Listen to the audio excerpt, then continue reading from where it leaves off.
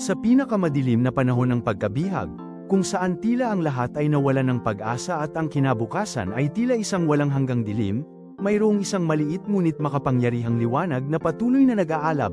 Ito ang apoy ng pag-asa, na pinanatili sa kaibuturan ng puso ng bawat isa, isang patunay na kahit sa pinakamabigat na pagsubok, ang biyaya ng Diyos ay nananatili. Ang mga tao ng Juda, na dumanas ng matinding paghihirap at pagpapatapon, ay marahil naramdaman na sila ay ganap ng kinalimutan.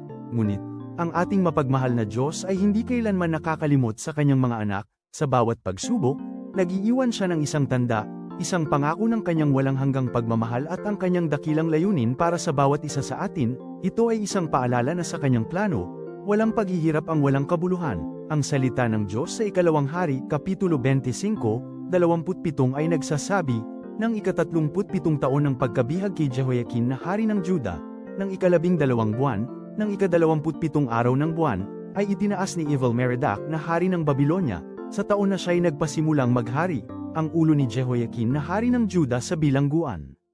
Ang banal na kasulatang ito ay hindi lamang isang simpleng ulat, ito ay isang makapangyarihang pahayag ng pag-asa at ang simula ng bagong paggawa ng Diyos. Sa pinakamadilim na selda, ang isang hari ay itinaas, isang simbolo na kahit sa pinakamasamang kalagayan, ang pag-ibig at kapangyarihan ng Diyos ay kayang magdala ng pagbabago.